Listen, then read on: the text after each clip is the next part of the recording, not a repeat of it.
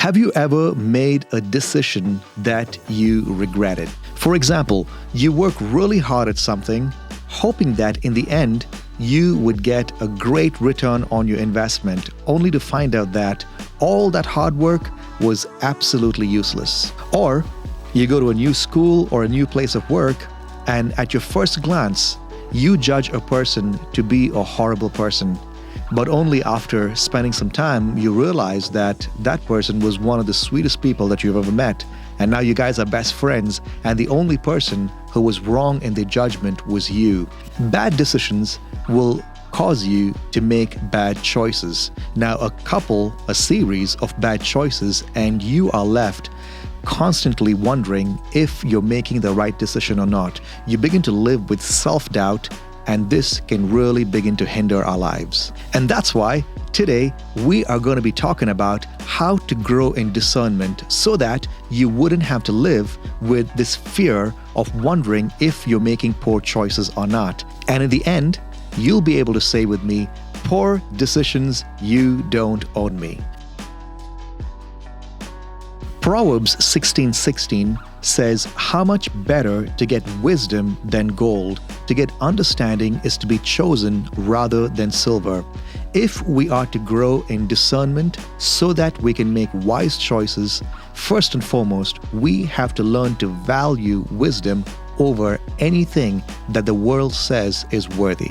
But far too many times, we value temporary things over the long-lasting satisfaction that comes from wisdom. And could it be because we don't really know how to get wisdom and discernment and what that really means? So what is discernment? Well, discernment is the ability to judge rightly. This is not about you being a hero, a star, in being judgmental or being critical, always ready to dish out criticism. To have discernment is to be able to judge rightly. So when you see a person, to be able to judge with the right judgment, or a situation that needs an action, you are able to make the wisest choice in that particular situation. So let's see how we can cultivate this discernment according to the Bible. The Bible tells us that if we are to grow in discernment, we have to grow in the Word. What does that mean? Let's look at this verse in the book of Proverbs. Proverbs 16:20 says, "Whoever gives thought to the word will discover good, and blessed is he who trusts in the Lord." Discernment comes when you draw closer to God. And the way we draw close to God is by spending time in His Word. And we see the outcome of spending time in His Word. It says that you will learn to trust God, and that in turn begins to bless you. Growing in the Word does not mean just reading your Bible every day. Growing in the Word is to let the Bible speak to you in such a way that it begins to change the way you look at the world. Now, this trust in God that comes from spending time in His Word will begin to show in the words that begin to come out of your mouth. And that is a second point. Speak what you learn. It says in Proverbs 16 verse 21, "The wise are known for their understanding, and pleasant words are persuasive." When you begin to speak what God is revealing to you, your words do not reflect self-doubt or shame or your failures from your past. It comes from a place of confidence that begins to impact the people that you're talking to.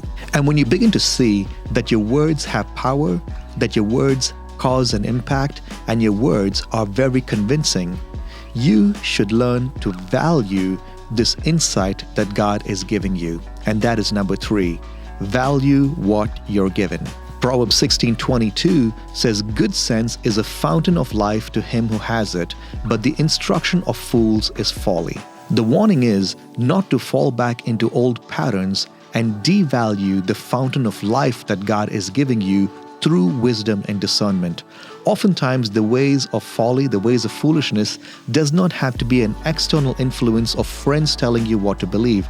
This can be our own thoughts, our own pride, our own shame and insecurities trying to draw us back to the hell that we're trying to get out of. You might have been a victim of poor choices all this time in your life, but today, God is offering us a gift of wisdom, more particularly discernment, so that we don't have to be slaves to the past poor choices that we've made, and to have victory moving forward in wise decisions that comes from discernment. And this starts with us valuing wisdom and then spending time in the Word so that we grow in trusting God that He will direct and guide us. And it's proven through the speech that which we speak that are impactful and powerful.